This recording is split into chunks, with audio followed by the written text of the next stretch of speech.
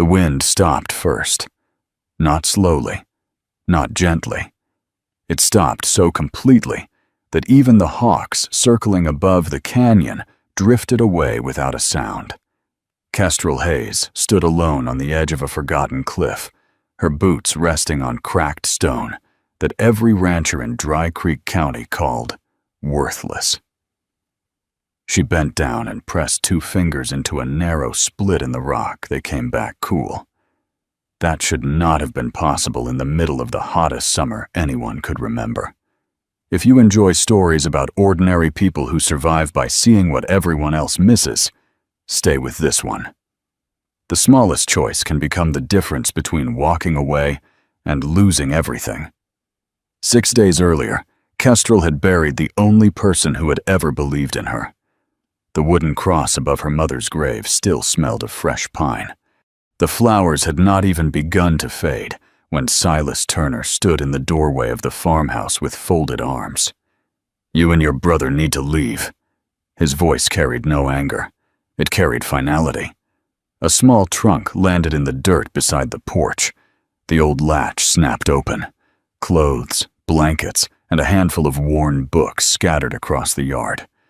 12-year-old Owen rushed forward to save their mother's quilt before the dust covered it. Silas kicked the trunk aside. "Take whatever you can carry."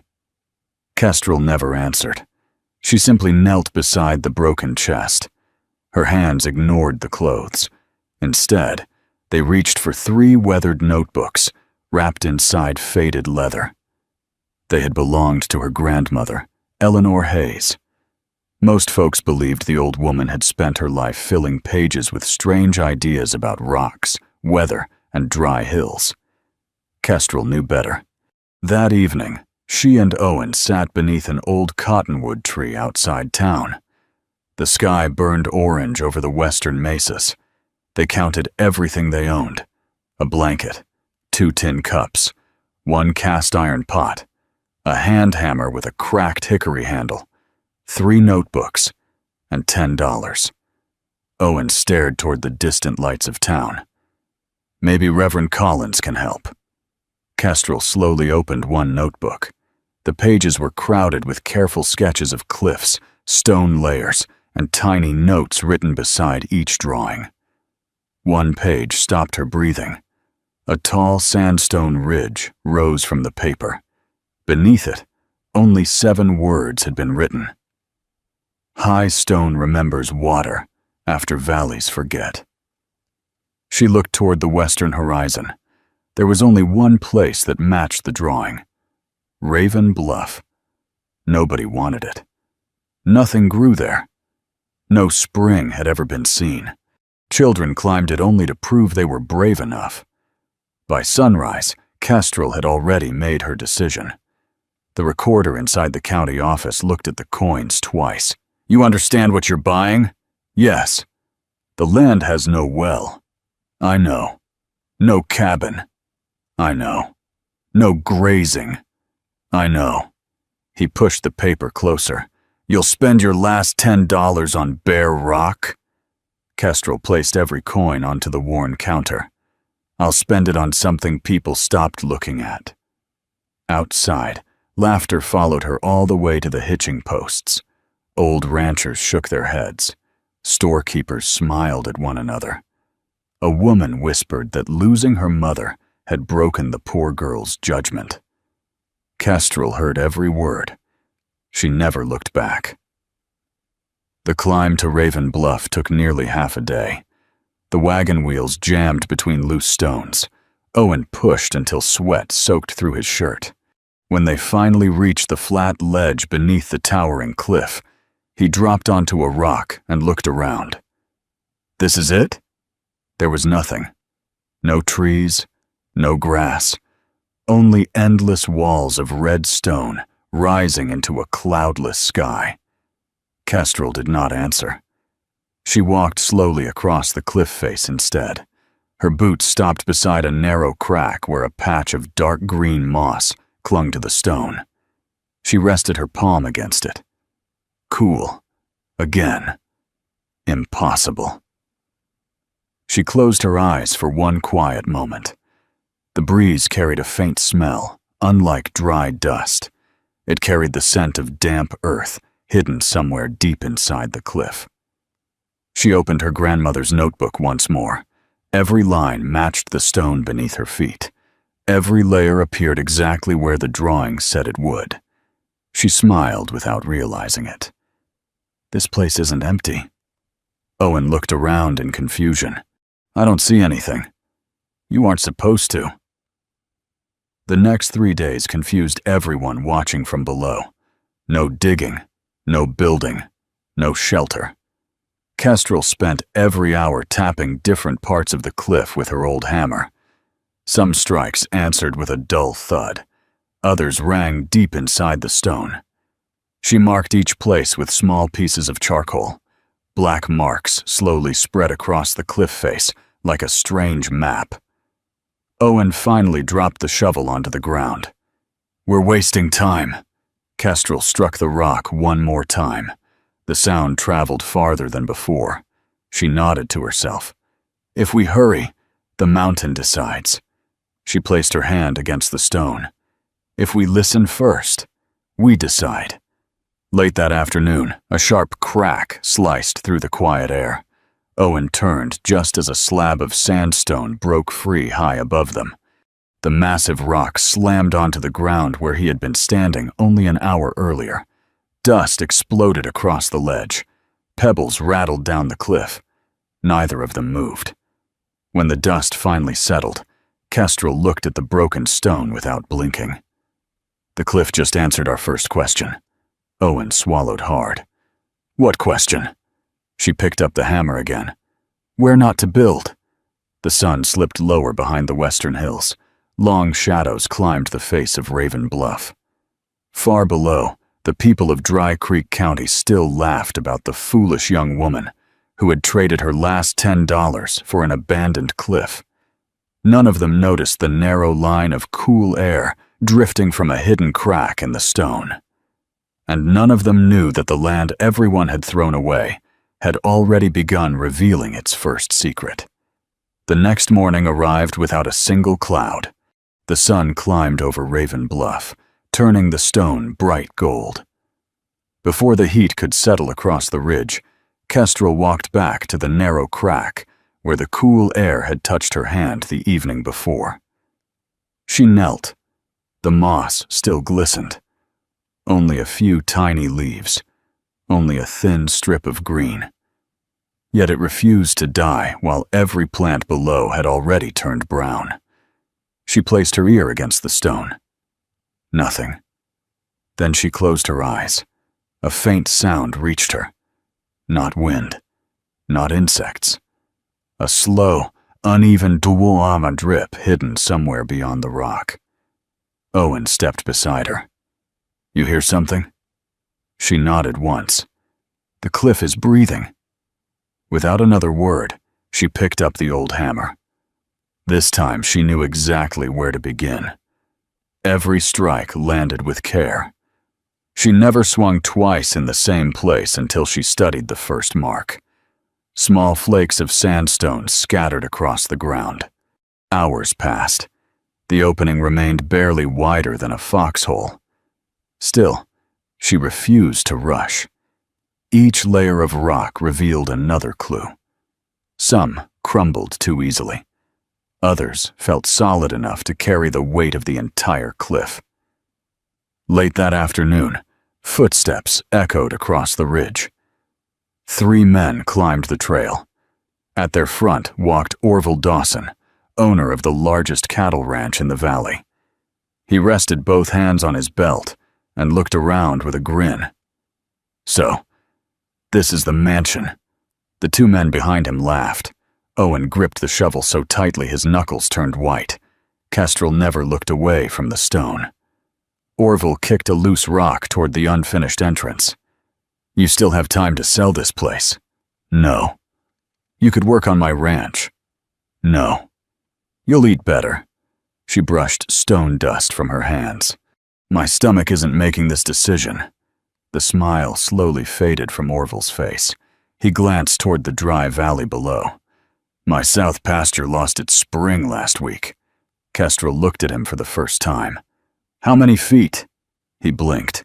"What? How far did the water fall?" Orville hesitated. "About 3 feet." She nodded quietly. "I thought so." None of the men laughed after that. They turned around and walked back down the trail without another joke. Owen watched them disappear. "How did you know?" "I didn't." She picked up the notebook. "I only guessed the land would tell the same story everywhere." By the end of the first week, the entrance reached deep enough for both of them to stand inside. The air changed immediately. Outside, the afternoon heat pressed against their skin. Inside, the stone stayed cool. Owen rested both palms against the wall. "It feels like morning." Kestrel smiled. "The sun stores its warmth." She pointed deeper into the rock. "The earth stores everything else." That evening, another visitor climbed Raven Bluff. Unlike the others, he carried no laughter. His name was Caleb Morgan, 73 years old, a retired stonemason whose hands still carried white scars beneath every finger. He stood quietly for nearly an hour, watching, listening, studying every hammer mark. Finally, he stepped closer. "Who taught you to read stone?" "My grandmother." Caleb nodded. "She taught you well." Those simple words weighed more than 100 compliments. He pointed toward the roof of the opening. "Move your arch back 2 inches." "Why?" He tapped the ceiling gently with his walking stick. A hollow sound answered from somewhere above. "The weight wants another path." Kestrel stepped backward immediately. "So does the crack."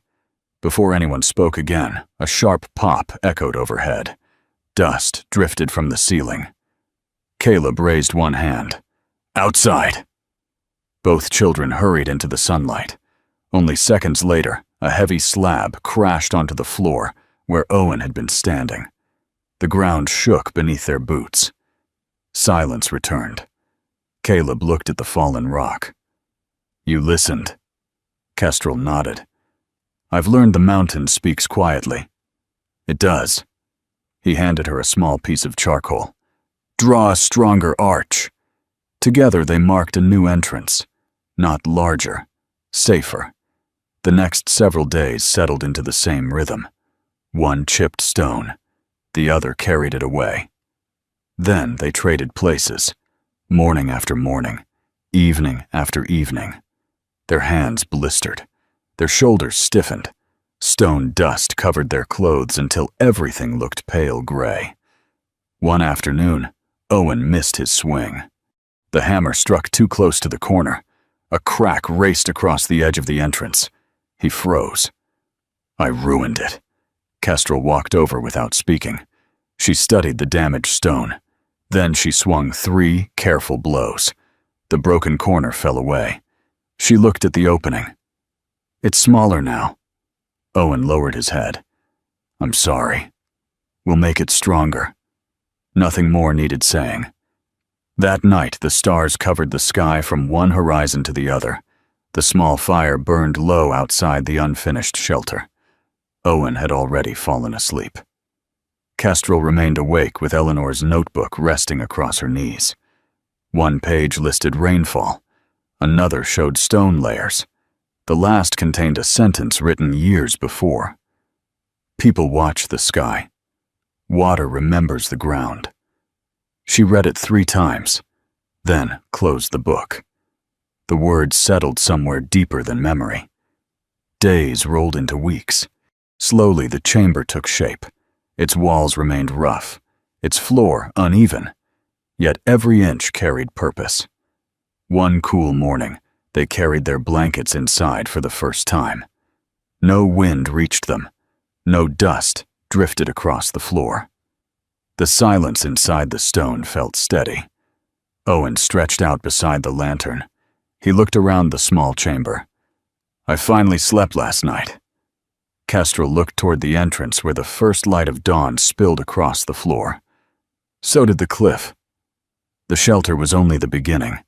A place to sleep meant little if the water disappeared. She folded Eleanor's notebook and walked back toward the narrow crack hidden beneath the moss. Her fingers rested against the cool stone once again. The hidden dripping sound had grown slightly louder. Somewhere behind that wall, the cliff was still guarding the secret that had brought her there. Before she lifted the hammer, Kestrel looked toward the endless dry valley below. Families were still waiting for rain. She had stopped waiting. Wait, before we move on, what do you think about the story so far? Drop your thoughts in the comments. I'd really like to hear what you think. The hidden sound led her farther into the cliff than she had ever gone before. Every hammer strike became slower. Every pause became longer. She no longer searched with hope. She searched with proof. The cool air drifting from the narrow crack never changed. Morning or afternoon, hot days or cold nights, the stone always breathed the same. Kestrel brushed loose dust away with her hand. A thin line of damp earth appeared beneath the sandstone. She pressed one finger against it. Moist. Not muddy. Just enough to darken the tip of her glove. She smiled for only a second. Then she stood. We stop here. Owen looked confused. Stop? We dig below it. He trusted her without asking another question. For 3 more days, they carved carefully beneath the damp layer. Every basket of loose stone had to be hauled outside by hand. The chamber slowly reached deeper into the cliff. Then, just before sunset on the 4th day, Owen struck the wall. A dull crack answered. The next swing sounded different. Hollow. Both of them froze. Kestrel stepped closer. She placed her ear against the stone. There it was again. A tiny drip. Then another. She marked a circle with charcoal. Only here. Together they chipped away at the marked section. Small pieces broke free. The opening widened. Suddenly, a thin stream slipped through the crack and ran down the rock. Neither of them moved. The water was no wider than a piece of string. Still, it never stopped. Owen reached out with trembling hands. It's real. Kestrel filled a tin cup. The water was clear enough to reflect the evening light. She took one careful sip. Cold. Cleaner than any creek in the valley. She handed the cup to Owen. Neither of them spoke. They simply listened to the quiet sound filling the chamber. The cliff had guarded its secret for generations. Now, it had chosen to share it. The next week became a race against the sun. Kestrel carved a small stone basin beneath the spring. She shaped the floor with a gentle slope. Every drop collected without being wasted. She lined the basin with smooth, flat stones gathered from the canyon below. By the 7th morning, the basin stood half full. It was not a lake. It was enough.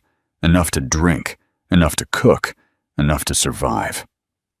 One afternoon, Caleb Morgan climbed the ridge again. He stopped beside the basin. For several moments, he simply watched the clear water. Then he looked toward Kestrel. You found what most men stopped believing existed. I found what everyone stopped looking for. Caleb dipped his fingers into the basin. The mountain rewards patience. Before leaving, he rested his weathered hand on Owen's shoulder. Keep learning. Then he disappeared down the trail. Word spread quietly through Dry Creek County. Some believed the stories. Most did not.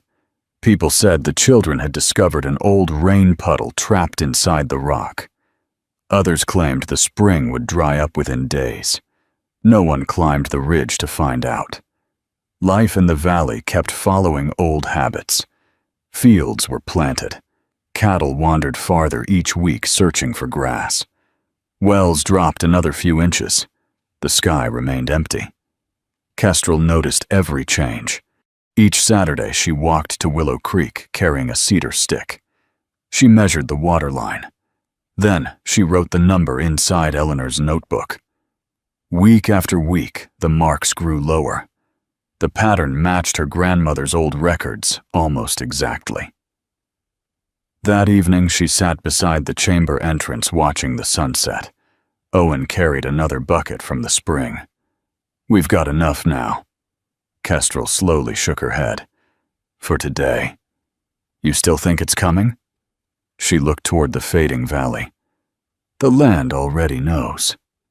The next morning, she began digging again, this time not for water, for storage. Owen frowned. "We already have one basin. We need two." "Why?" She rested the shovel against her shoulder. "One gets us through a dry season." She looked toward the empty sky. "The second gets us through a forgotten one." The work became harder than anything before. Solid limestone fought every hammer strike. Their hands split open. Dust settled inside every cut. The afternoon heat pressed against their backs until sweat soaked through their shirts. Halfway through the 6th day, Owen stumbled while carrying broken stone. The heavy basket slipped from his hands. He dropped onto one knee. His breathing turned rough. Kestrel hurried to him. She handed him the last of their cool water. "Rest. You won't stop." "I can't." He looked toward the unfinished basin. "You think everyone below is in danger?" She remained silent. Silence was answer enough. That night, she worked alone beneath the moon. Hammer, pause, hammer, pause. The steady sound drifted across Raven Bluff long after every light in the valley disappeared. Around the same time, the people of Dry Creek County gathered outside the general store. Some stared toward the pale sky. Others spoke about rain arriving next week, or maybe the week after. Old predictions passed from one voice to another. No one carried measurements. No one carried records. Only hope. High above them, Kestrel filled another page inside Eleanor's notebook. She compared this year's creek levels with those recorded nearly 40 years earlier. The numbers finally met. Exactly. She closed the notebook slowly. A chill moved across her arms, despite the summer heat. Nature had already made its decision. The people below simply had not heard it yet. She looked toward the second unfinished basin. There was still work left to finish, and somewhere beyond the dark horizon, the season everyone believed would save them was quietly running out. Summer did not end with rain. It ended with dust. One morning, the creek below Dry Creek County simply stopped moving. The last ribbon of water disappeared beneath cracked earth. Fish lay stranded in shallow pools. Cattle crowded around empty wells. Their hooves stirred clouds of pale dirt that hung in the air long after they walked away. People stopped looking at the sky. Instead, they looked toward Raven Bluff, the same cliff they had laughed at only months before. From the valley floor, they could see something impossible. Green, not fields, not forests, just narrow terraces climbing the side of the forgotten cliff. Life where there should have been none. The second basin had been finished only 4 days before the drought reached its worst. Cool spring water continued filling both reservoirs. Slowly, steadily, exactly as Eleanor's notebook had predicted. Owen stood beside the upper basin. "We made it." Kestrel looked toward the valley. "No." She watched another wagon leave town. "We prepared." By the end of that week, the first visitors climbed the trail, not out of curiosity, out of need. A rancher named Walter Briggs reached the top carrying 2 exhausted mules. Dust covered every inch of his clothes. "I'll trade both animals." Kestrel looked at the mules. "They're starving." "So are my grandchildren." She filled 2 wooden barrels with water. Walter lowered his head before taking them. He tried to hand her a small pouch of silver coins. She gently pushed it back. "Your animals will be worth more alive." Walter nodded without speaking. As he walked away, Tears left clean lines through the dust on his face. The next morning came another family, then another. By the third day, a line stretched halfway down the trail. Coins appeared, jewelry, old rifles, pocket watches. Everything people believed still held value. Kestrel accepted almost none of it. Instead, she asked a different question. What can you build? Some offered strong backs. Some knew carpentry. Others understood farming.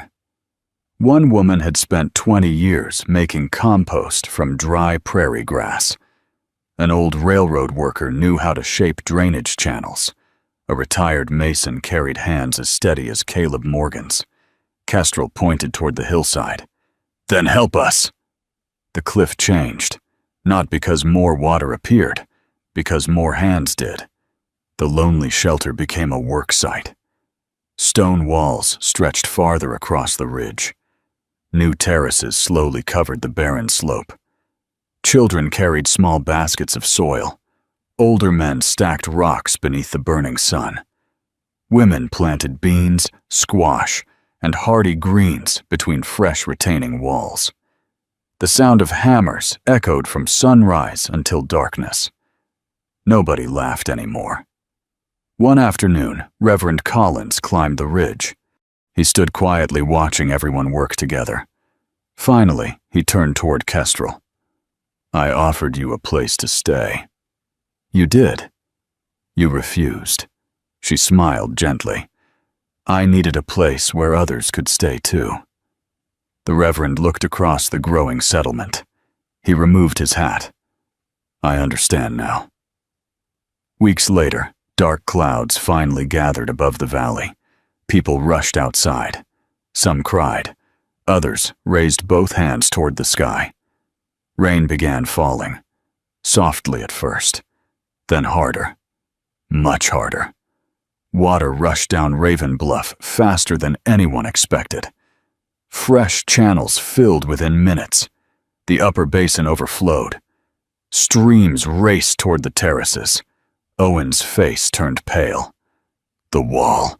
Everyone looked toward the largest retaining wall, the one protecting the first garden. The rushing water reached it. For one long moment, nobody breathed. Then the current bent away, exactly where Kestrel had redirected the spillway weeks earlier. The force broke apart. The water spread gently across the lower terraces instead of smashing into the stone wall. Nothing collapsed. Nothing washed away. The reservoirs filled. The gardens drank. The excess water flowed safely into the lowest catch basin. Caleb Morgan watched from beneath a cottonwood tree. A quiet smile crossed his weathered face. The mountain accepted the work. No one cheered. The rain itself spoke loudly enough. When the storm finally passed, sunlight returned across the valley. Something remarkable had happened. Every field below carried scars left by rushing water. Fresh gullies cut through abandoned crops. Broken fences lay scattered across muddy ground. Yet Raven Bluff stood almost untouched. Every wall remained standing. Every channel still guided the water exactly where it belonged. Preparation had quietly defeated both drought and flood. Autumn arrived carrying cooler winds. Families who had planned to leave unpacked their wagons. The empty homes began filling again. New terraces appeared across nearby hillsides. Children learned how to measure creek levels before planting. Farmers dug small catch basins beside their fields. The knowledge spread farther than the water ever could. One evening, Owen stood beside Kestrel at the highest point of Raven Bluff. Below them, lanterns glowed across the valley. Hammer strikes still echoed from distant hills where neighbors were building systems of their own. He smiled. They're doing what you did. Kestrel watched the lights for a long time. They're doing what the land taught us.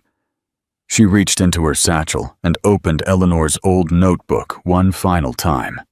The first page still carried the faded words written many years earlier.